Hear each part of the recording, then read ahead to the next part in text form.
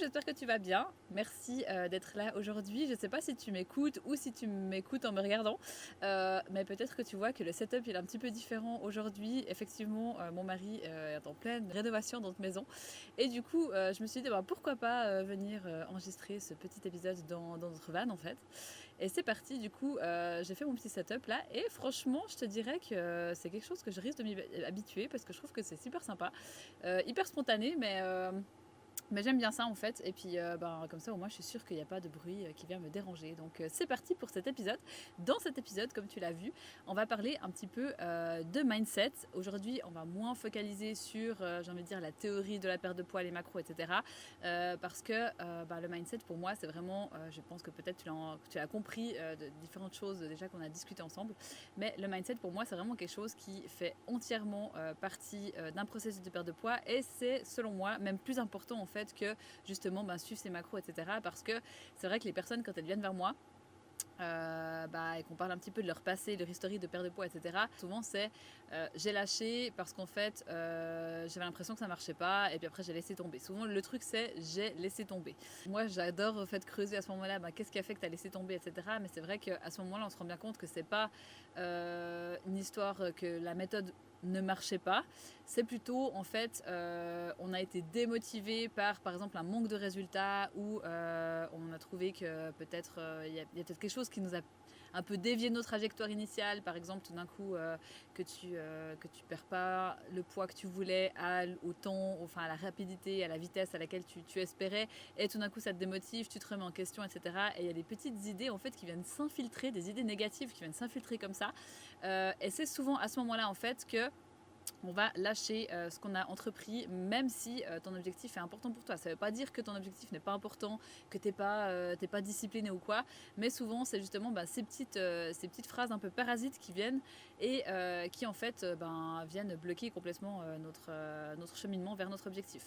Donc le but aujourd'hui c'est de venir un petit peu mettre le doigt sur ces petites phrases. J'en ai relevé 4 que j'entends assez souvent et qui peuvent être vraiment, c'est des petites phrases toutes simples mais qui peuvent vraiment être le déclenchement de quelque chose de négatif par rapport à ta perte de poids, voire même une stagnation complète de ton objectif, quoi.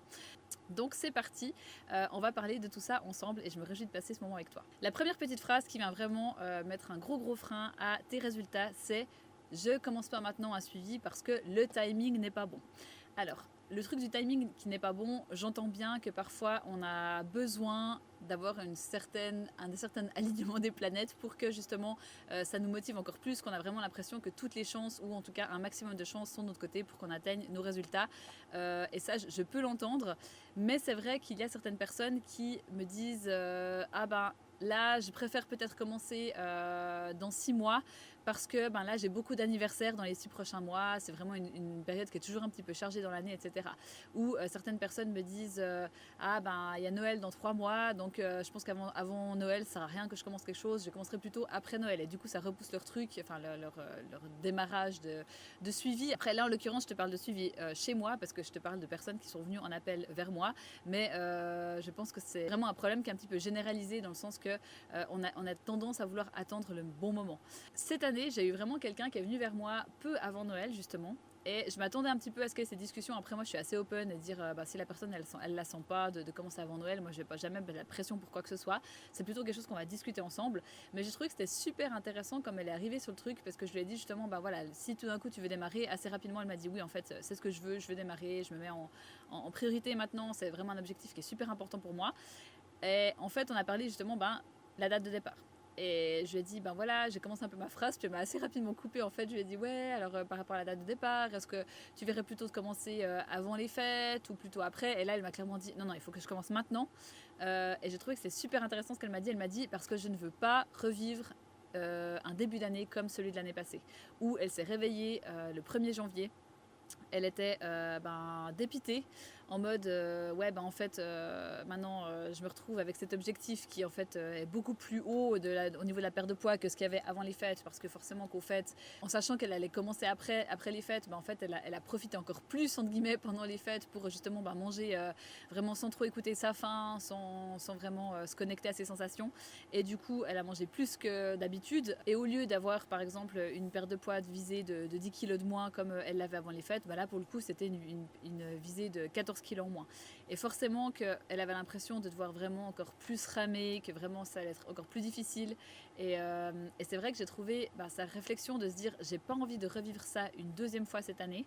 J'ai trouvé que c'était hyper mature déjà et puis hyper courageux parce que c'est clair qu'elle savait aussi que de commencer un suivi style un 20 décembre, c'était pas forcément ce qui allait être le plus aisé, mais j'ai trouvé que justement c'était hyper courageux de se dire en fait ça je veux plus et maintenant je veux quelque chose de nouveau. Et ça n'a pas manqué qu'effectivement début d'année elle était super contente, elle s'est dit non seulement j'ai pas pris de poids mais en plus j'en ai perdu un petit peu.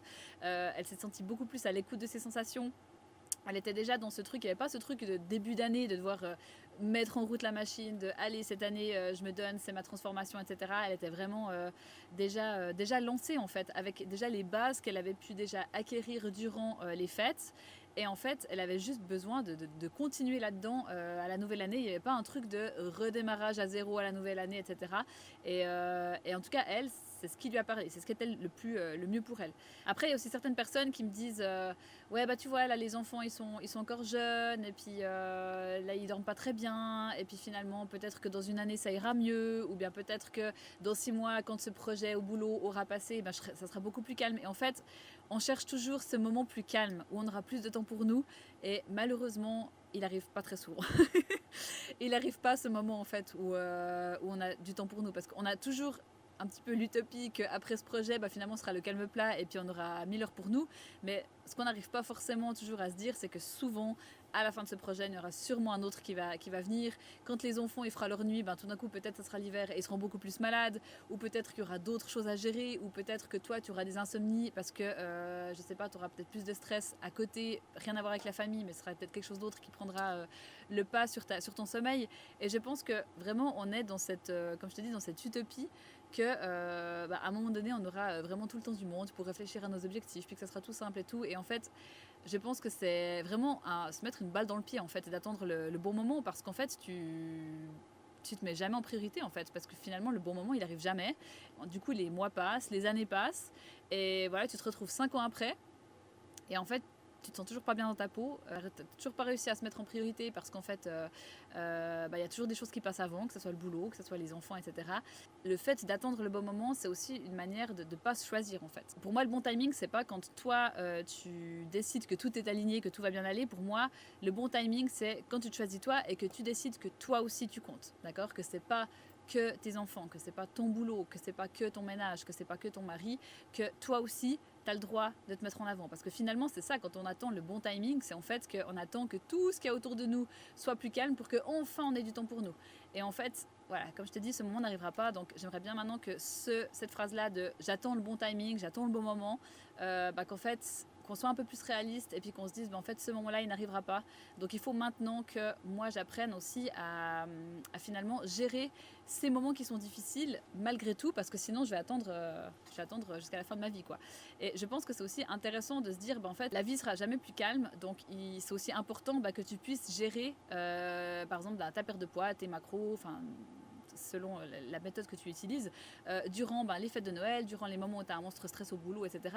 En sachant que du moment que tu arrives en fait à tenir ton objectif et à avancer vers ton objectif dans ces conditions-là, tu peux être assez rassuré que tu arriveras à avancer vers ton objectif dans n'importe quelle condition.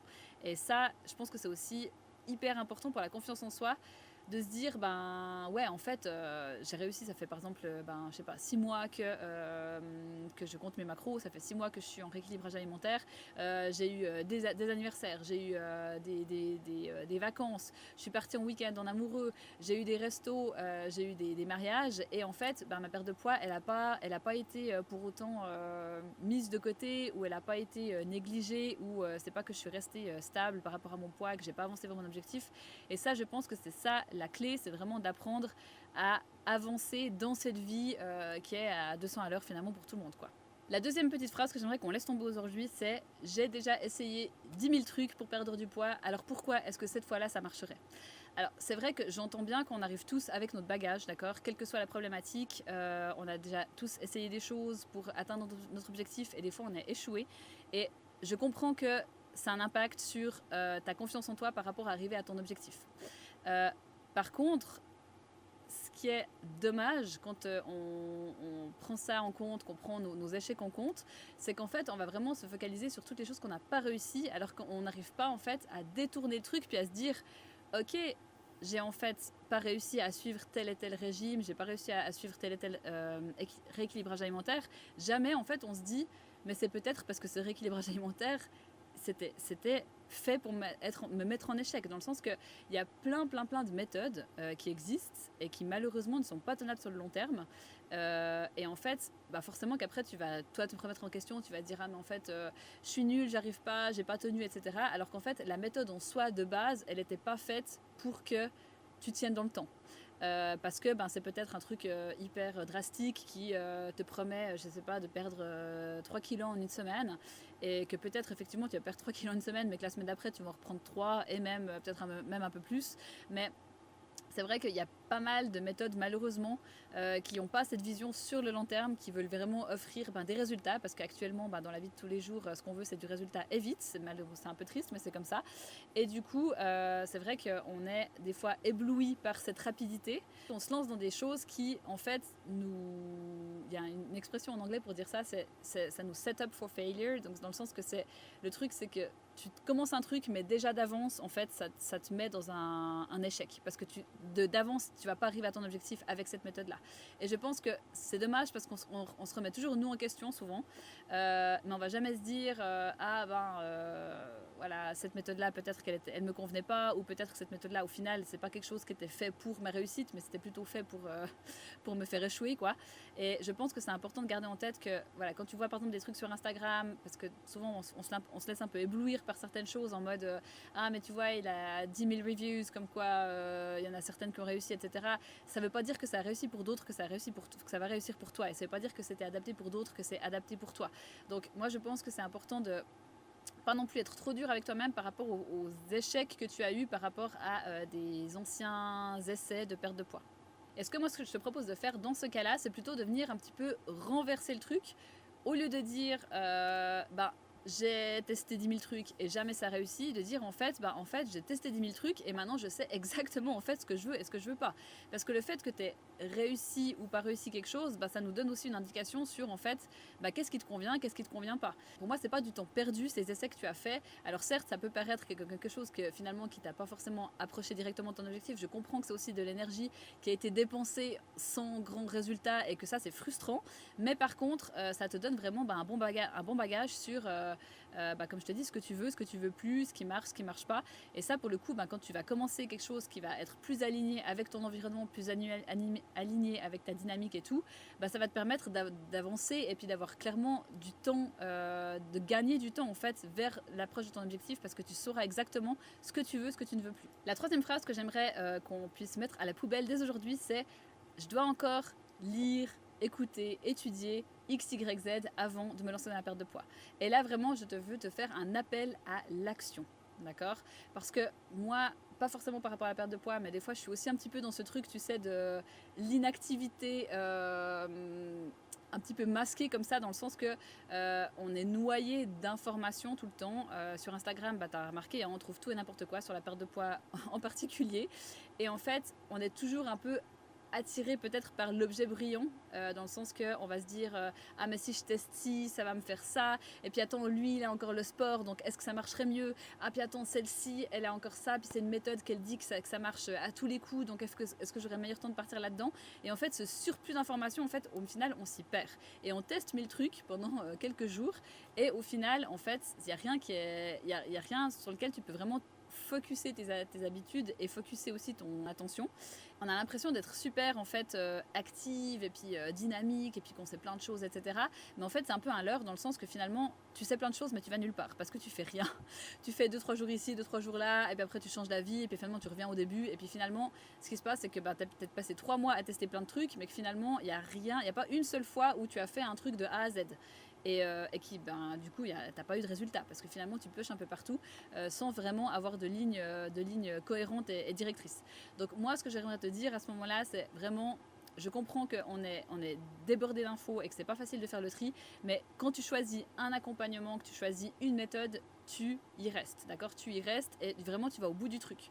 Tu vas au bout du truc, et c'est clair qu'après, tu seras capable de dire, ok, bon, là, ça m'a amené là, qu'est-ce que je peux rajouter, d'accord? Peut-être, si par exemple, cette méthode-là, actuellement, elle ne te propose pas de sport, toi, essaye de regarder un petit peu par après, qu'est-ce que tu peux implémenter pour que ça soit une méthode peut-être qui colle plus à ce que tu recherches. Mais je pense que le truc le plus important à se rappeler, c'est de se mettre en action, d'accord? Il faut que tu commences à quelque part. Et ça ne sera pas parfait. Et peut-être que la méthode que tu vas commencer, avec laquelle tu vas commencer, elle ne sera pas non plus à 100% adaptée à toi, mais devine quoi, tu vas pouvoir la changer au fur et à mesure que tu avances pour que ça soit quelque chose qui colle.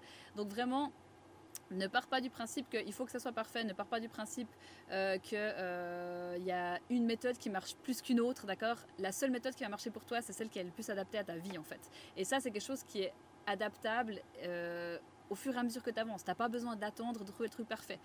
Parce que voilà, du moment que tu t'attends, en fait, qu'est-ce qui se passe? Il y a ton objectif qui est chaque fois repoussé. Maintenant, ton 3 semaines, c'est 3 semaines de plus à attendre à être bien dans ton corps et puis à être confiante en bikini, etc. Donc vraiment, n'attends pas. Mets-toi à l'action maintenant, des petits pas vers ton objectif et c'est tout ça de temps qui sera gagné pour arriver à ton objectif. Quatrième et dernière phrase que j'aimerais qu'on mette à la poubelle aujourd'hui même, c'est plus simple pour les autres. Alors je sais que, surtout dans la perte de poids, entre les femmes, on n'est pas toujours très sympathique, n'est-ce pas? Et on est beaucoup dans la comparaison de « Ah, mais pour elle, c'est facile parce que...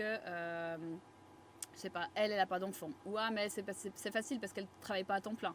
Ah, mais elle, c'est facile parce que finalement, elle a une salle de sport juste à côté de chez elle, qui a une garderie et les enfants peuvent aller à la garderie. J'en sais rien, d'accord? On se trouve de toute façon plein d'excuses.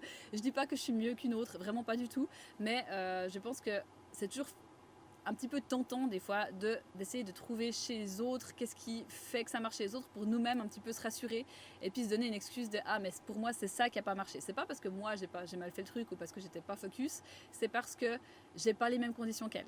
Alors vraiment, moi j'ai envie de te dire, on a toujours une idée, d'accord, de ce qu'est la vie des autres et en fait souvent on se trompe mais grandement sur ce que la personne vit, comment est son quotidien, comment est cette personne. Peut-être que tu as l'impression qu'elle a une vie parfaite mais en fait est-ce qu'elle est heureuse? Même peut-être pas, tu vois, dans le sens qu'on ne sait pas du tout ce qui se passe en dehors de ce qu'on voit par exemple sur les réseaux. Et forcément que sur les réseaux tu montres pas quand on chie, tu montres seulement quand ça va bien.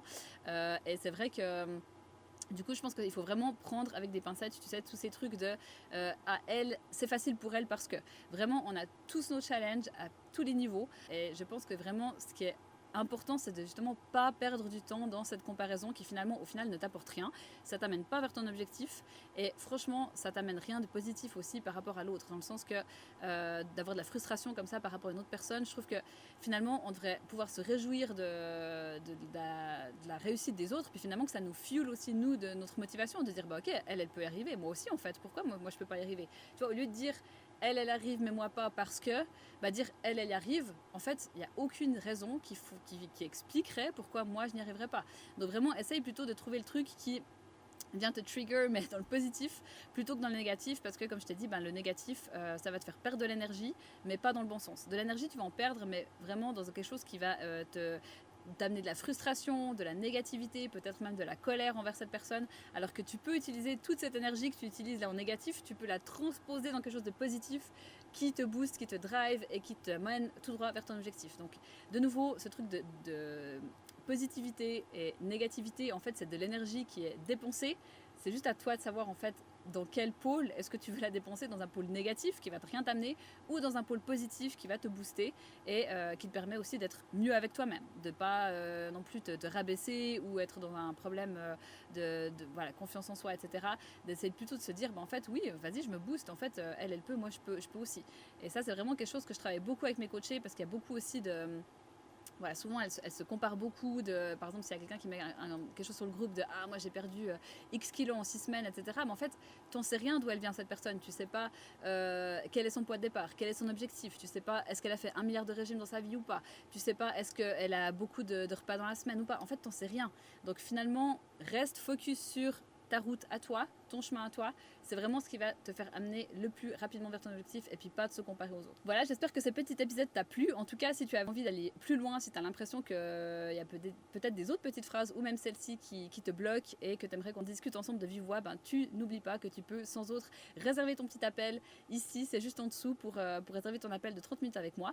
Et moi en tout cas, je me réjouis de te retrouver la semaine prochaine et j'aimerais surtout que tu te rappelles, c'est qu'en fait ta perte de poids, elle commence pas dans l'assiette, elle commence ici, dans ta tête, et que, en fait, libre à toi de se débarrasser de ces petites phrases dès aujourd'hui pour justement qu'elles ne viennent plus parasiter ton objectif.